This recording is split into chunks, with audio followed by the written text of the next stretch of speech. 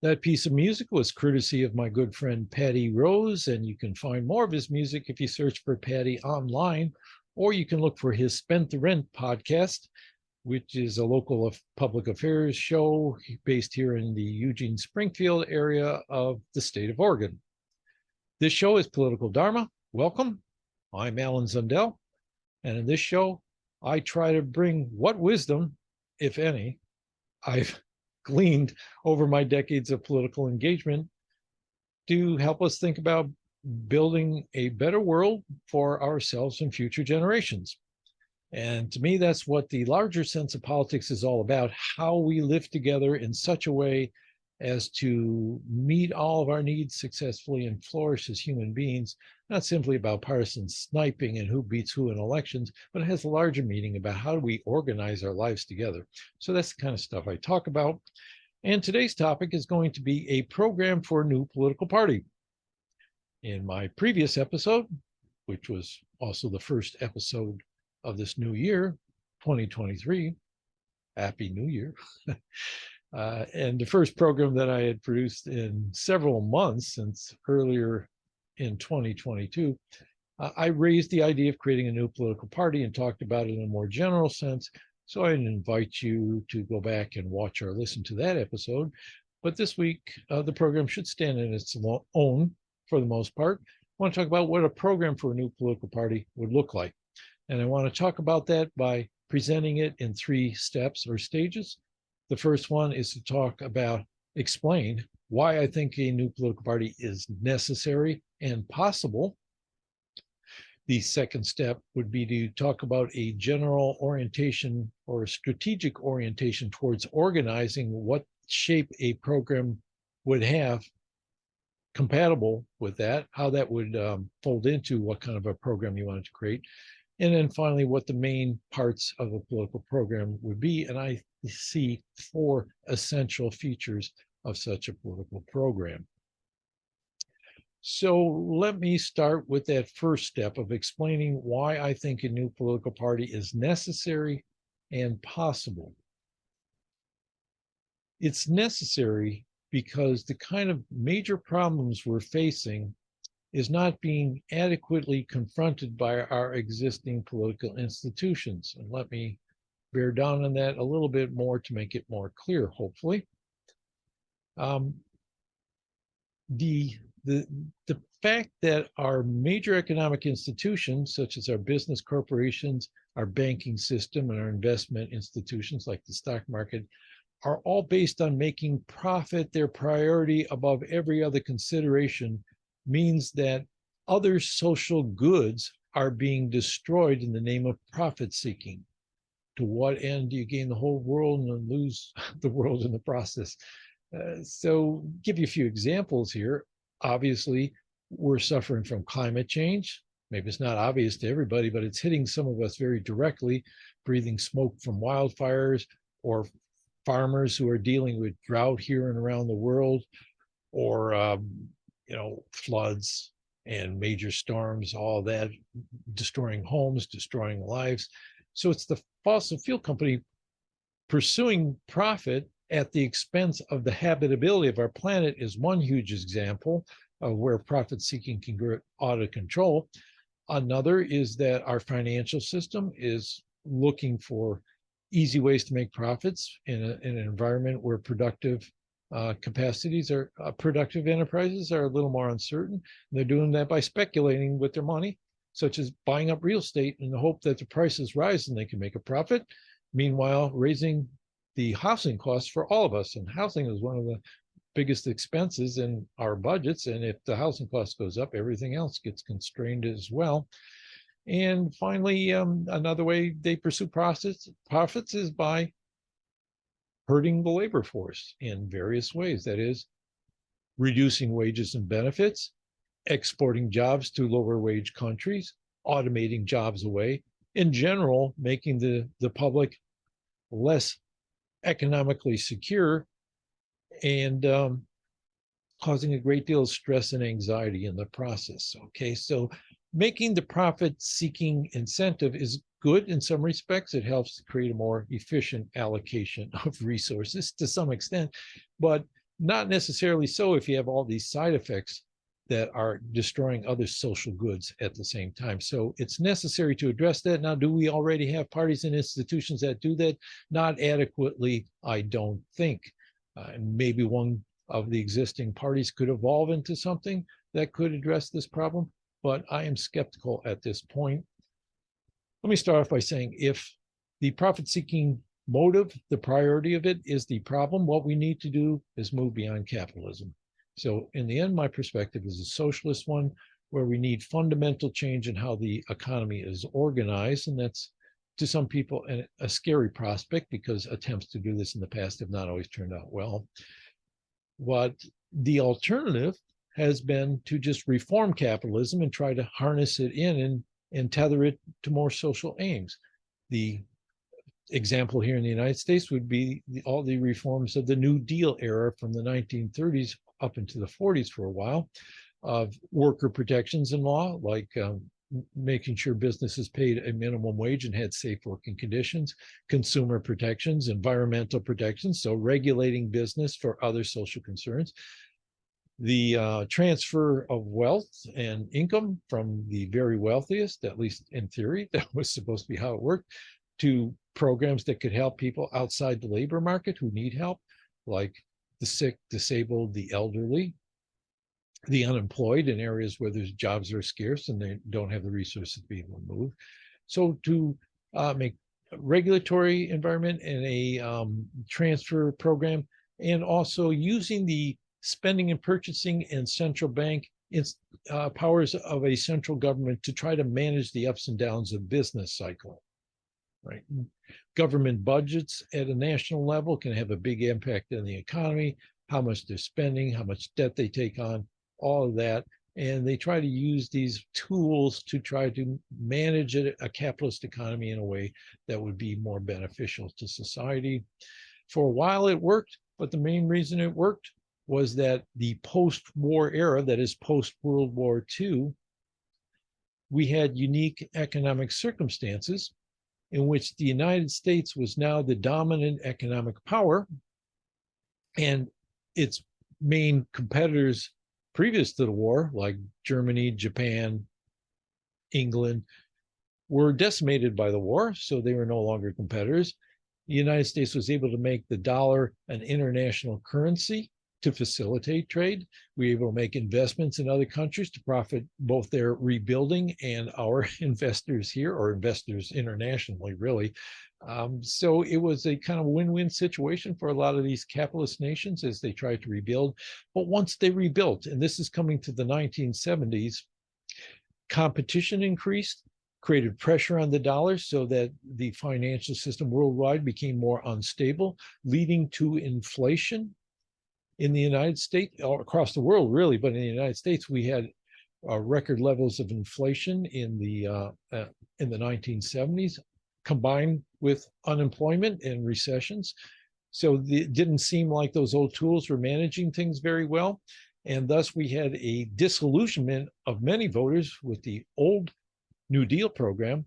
And the conservatives able to make the argument that it was these programs themselves that were making the economy function badly and why you were suffering from this inflation and these bouts of unemployment, so that they could begin dismantling all these programs, the regulations, the transfer programs, the rest, little by little, with fight along the way. But the main program has been on the left to protect and defend and maybe extend, if possible, those kinds of same capitalist restraining regulatory frameworks and transfers and the rest. Is that possible now? Not in a internationally much more competitive environment where not only our economy is not primarily contained within particular nations, but there's more and more international corporations where their businesses are conducted all over the globe and they're not rooted in one particular nation. So it's difficult for a national government to regulate them. They can always play one country against another, and finances become internationalized as well. And any country, as France did in the 1980s, that tries to move back in the direction of greater social welfare and more regulations, that is a more progressive social democratic manner, finds that international finance can curtail those programs and cause a great deal of problems, cause the government to fall because, again, ordinary citizens who suffer will look for a way to change things, and they'll vote for the opposite party, which is usually a conservative party that wants to make things worse. But voters can't always see that. So I don't think the old program is as popular as it once was. I doubt that it will get to that point with the historic memory of the 1970s in mind and other crises that have come up since then and been blamed on government meddling. And also the fear that if you continue to increase the role of the economy, the government in the economy, you'll end up with a repressive state like in the Soviet Union. All those things combined to make this program a little less attractive. And I also don't think it would be adequate to the situation we find ourselves in, which is a whole different economic environment, much more global economy. Okay, it's necessary to have a political movement that would point to this as the central problem, that capitalism is the problem. We need fundamental reform. That is, a socialist perspective has to be articulated along with a attractive program that's not just the same old, same old. So I don't see any institutions doing that yet, although there are signs that people are converging on a particular direction, the same one that I have been converging on over the last few decades. And that's the kind of program I'd like to present today. Now, so it's necessary to get a voice into the electoral process and to be able to show progress and to present an attractive program, find good candidates. If a different party can do that, great. If not, build up to the point where you can challenge the Democrats and either move them in that direction or to overtake them as a party with more mass appeal. So it's the take over the Democrats or overtake the Democrats strategy. I'll talk about other parties in another episode, like the Green Party and the Working Families Party, and tell you why I don't think they're quite up to the task, but they could change, who knows. The real reason that other parties are held back and why a new party seems like a closed avenue is that the electoral system itself inhibits the thriving of alternative parties and upholds that two-party system. So I think it's possible if we change electoral methods to something more like preferential voting. The one that I think is most state of art is star voting, where we've been having campaigns for in Oregon in the last decade or so. Also ranked choice voting, which is showing a lot of traction, appearing in a lot of places. And reforms like having all candidates and all voters participate in a single primary. All these things create some opportunities for alternative parties to thrive if they have a good program and if they have good candidates. So the first order of business would be furthering that effort at reform of our electoral methods in order to create those openings that a party with better solutions could then pursue. So necessary and possible. Okay. General strategic orientation towards organizing. Here, because I'm presenting a socialist perspective that says we have to move beyond capitalism and not just work around a capitalist framework or build a different framework around a fundamentally capitalist system, we have to somehow change the whole incentive structure of the economic decision-making. I look back at the history of socialism, and I see two main traditions, one which could be called gain control of the government in order to institute a more socialist policy direction. And the other one is to work outside the state to build up a different type of economy and then eventually make the coercive state disappear because people's needs will be met better and there won't be so much to fight about and we'll be able to live more harmoniously. I call these the Marxist tradition because Marx and Marxists were the main proponents of the statist strategy, whereas anarchists were the main proponents of working outside the state strategy. And anarchist, to me, doesn't mean people sowing chaos and throwing bombs. What it simply means is people who believe that government is inherently dangerous and you need to vastly limit change so that you can make decisions on a voluntary basis with mutual contracting between people and do away with coercion. I don't know if that's possible, a full-fledged anarchist society, which is why I prefer the term libertarian socialism, but that's a topic for another day, or maybe a past episode, really. So the Marxist strategy of trying to take control of the government, not necessarily by a revolution, but if revolutionary conditions came up, that is, if people were massively revolting, then you'd want an organization that had the widespread public support to enable them to take control of the revolution or to guide the revolution towards a good outcome, right? Right now, we have some revolutionary potential because people are very scared and worried, but we don't have an organization that can guide it in the kind of direction that I think it needs to go. But more importantly, even Marx said, and by the way, he wasn't part of the Russian Revolution. He died before that even happened. He focused on how it would be possible to do this democratically, and he preferred democracy where democracy was already taking place. And there's, in his time, only a few places where that was. The US was becoming more democratic, extending voting rights to common people, and England started to. But beyond that, there wasn't a lot of movement towards democracy. And really, when you don't have a democratic system, it takes revolution to make progress even toward more democratic institutions, which is what a lot of revolutions have been about, right? The American Revolution, the French Revolution, all of that. So if you gather people together in a mass political party and then you contest elections and you're able to gain some government power, the strategy then was to use state power to institute these types of reforms, maybe eventually nationalize the key industries and run them through publicly appointed and chosen directors for more socially beneficial purposes, or to try to overcome the market with better planning and all that.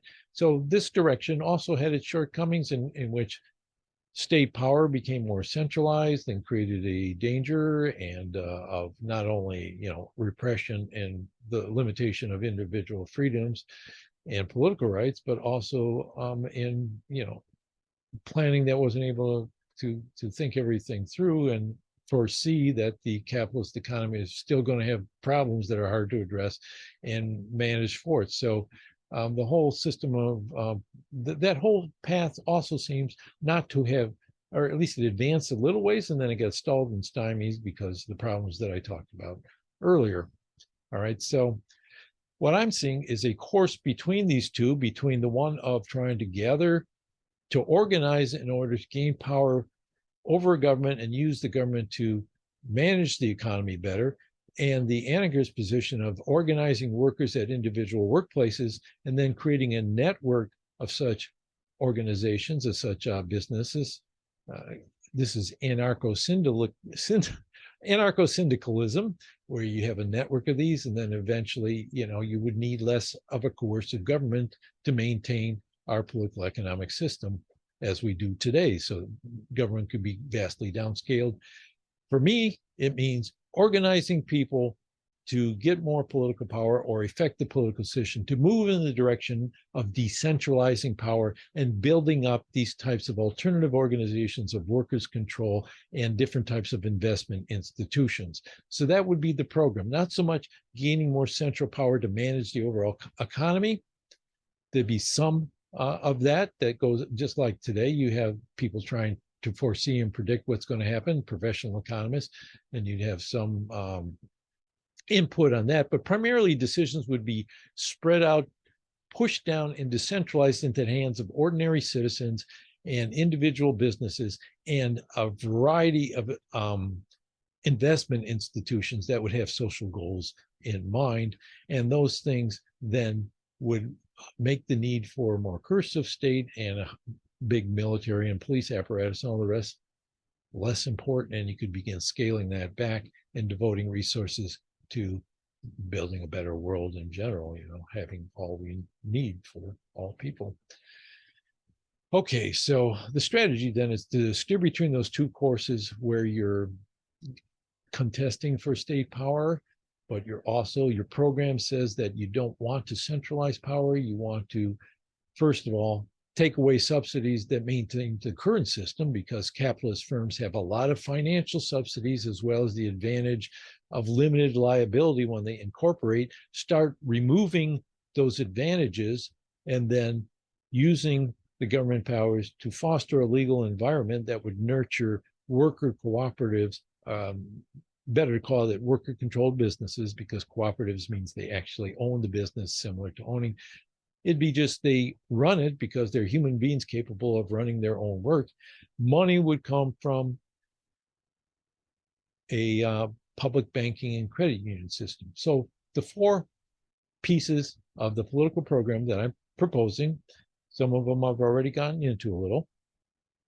First one would be continuing to democratize our electoral system and moving to electoral methods that make a fair playing field for all parties, to create the opportunities to do more in this direction of a new party. And the second one would be workers' cooperatives. I keep stumbling on that word. Worker-controlled businesses, where you are removing props beneath the for-profit corporate system and creating more of a nurturing environment for bottom-up decision-making about economics. And then that investments would be made by a set of public banks and credit unions, which would have additional goals in mind beyond just making a profit. In fact, they wouldn't be able to pursue a profit. They'd only be making loans or buying up loans in the form of bonds, things like that, where there would be a fixed interest rate. So they couldn't expect to get more than that. They'd simply be making decisions based on relative risk, and the scarcity of capital would set the interest rate. And then they look at social concerns like, do we need economic development in our community? Do we need more investment in renewable energy sources? Do we need, to support, more services to help people regain their health and maintain their health? Whatever it happens to be, that would be made more democratically, because public banks that hold the money that governments collect before they pay their expenses is held somewhere, rather than investing it in profit-seeking institutions, investing it in public banks that have these other considerations in mind. And credit unions, where anybody could join who has a common concern. And the same thing, the investment decisions would not only be protecting their capital and having a reasonable rate of interest on it, but also investing that money where they thought it would do the most good to build a better society, not just to sustain things, okay? So the investment institutions then would incorporate at their heart more of a socially conscious decision-making process that would downgrade profit-making from the center of everything, and despite whatever effects it has on our lives otherwise. So you'd have workers' control, which means that workers would be making decisions not only on the basis of trying to earn greater income, but on their working conditions, their general condition of their lives overall, the well-being of their communities that they live in. They could bring all that into it. They didn't have to worry about investors always pressuring them for greater profits, because they would be operating off of loans with fixed interest rates, and they can incorporate that into their business plan. So you're downscaling power, decentralizing it into these worker-controlled businesses that would then network with each other, and the investment decisions. And finally, we've got the democratization through changing election methods. We got the worker-controlled industries, and we got a public banking credit union system for investment decisions.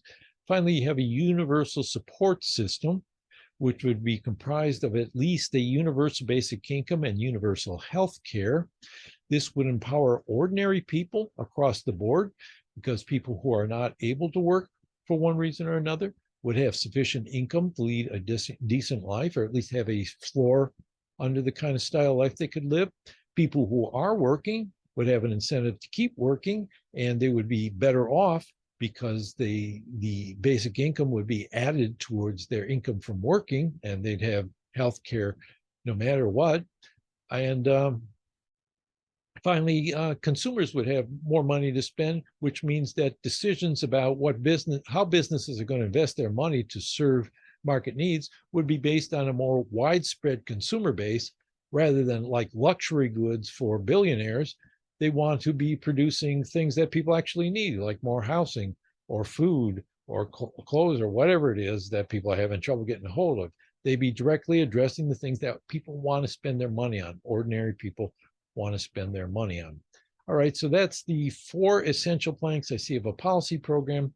The encouraging thing to me, and the reason I am putting this forward as a vision at this time, instead of simply combining forces with progressives to defend New Deal reforms and try to extend those, is that, excuse me, I just took a sip of water. I see a lot of people thinking about these things who are converging in the same direction that I have been over the years. One example of that is this journal Catalyst, which is published by the Jacobin Foundation. It's a more academically oriented journal for people of a socialist perspective. And there was a new article in this latest issue that I just read in the last couple of days. Mike Beggs, The Market and Workplace in a Democratic Socialism. And he's presenting a framework that's almost exactly what I just presented to you. You have workers' control, and you have public banking, and you have a universal basic income. Those would be all pieces of this. He lays out how it could work. And he says that this kind of idea is much worked on and is kind of ready for presentation. In other words, you could build a program around it and have some credibility as it being economically viable. He also mentioned that this started out with a book by a guy named Jaroslav Vanik, who was in Yugoslavia in the post-World War II era. Yugoslavia for a time was exactly the kind of society I'm describing, not exactly, but very close, where you had worker-managed companies and public investment decisions. And he was building a theoretical framework based on the conventional economic assumptions to show how these could work better, where the flaws in the logic might lie, and how to work better. So it happens that that same book is one that I read while browsing a graduate library in the 1980s and looking for different ideas about where the left could go as the conservative movement took hold and the old New Deal coalition began falling apart. And I hit upon this idea, and it's stuck with me ever since. And I've continued to read upon it and think about it and make it often the basis of the kind of program that I would like to see pursued. So just a little side note there, he says there was initial interest provoked by that book, and then a lot of press refutation or opposition, press back from conventional economists defending the more capitalist style market system, and then a new wave occurring later towards, I guess, the 90s, answering those economists. And now they're able to consolidate some of those insights and present a fuller program. There's various books and articles doing that, working out the theoretical problems and the practical issues involved in a system of interlinked worker-controlled industries. I hope to be bringing people on to talk about those kind of things, as well as basic income and the other stuff I've mentioned in future shows. But first, I want to build up the viewership of this show so that I have an audience base to present to people and induce them to come on and talk with me.